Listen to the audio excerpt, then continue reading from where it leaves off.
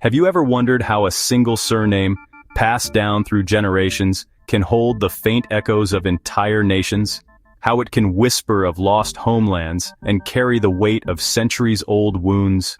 Let me take you back to 1923, a year that forever changed the destinies of millions between the lands now called Greece and Turkey.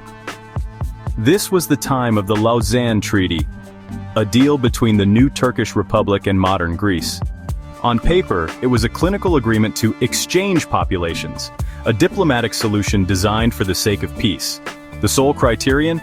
Religion. Not language, not culture, not heritage, but faith. In reality, for over 1.5 million people, it meant a brutal, forced migration. It meant heartbreak, and the erasure of ancient roots that had anchored families for generations. Among those swept up in this tidal wave were the autochthonous, ethnic indigenous Albanians, sometimes called Shki_Ipe, who had lived on their lands for centuries, their identity deeply woven into the soil itself.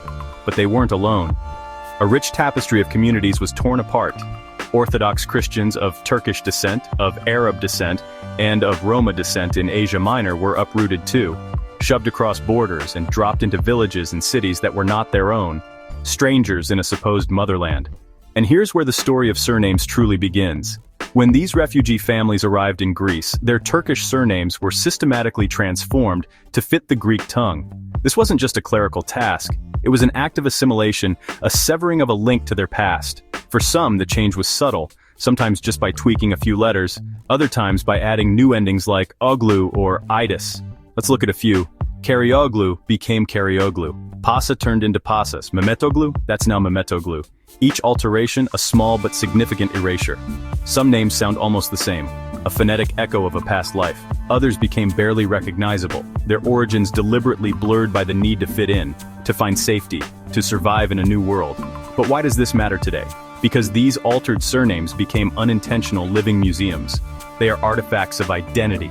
They carry the memory of where families once stood, the specific villages and towns they called home. They hold the ghosts of the languages they spoke, and the deep, lingering pain of journeys they never chose. That's why, even today, a stroll through many Greek towns is like walking through a living archive. Each oglu and idis on a shopfront or a mailbox whispers stories of old Asia Minor, of lost mosques and churches, and the stubborn will of people to keep their roots alive, even after everything else was stripped away and left behind. And this legacy isn't just in names.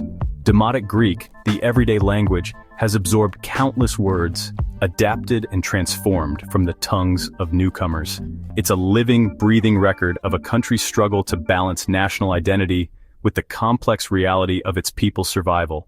So the next time you hear a Greek surname that sounds a bit unusual, remember, behind those syllables lies a profound history of heartbreak, resilience, and the unbreakable human spirit. These names are not just labels, they are small anchors holding vast living stories. And when we look closely, we honor not only what was lost, but everything that endured. Thank you for listening. For more, a digital atlas of the refugee imprint, Euronews oral histories, and linguistic notes on oglu origins, links in the description. If this moved you, like and subscribe for more stories of memory and identity.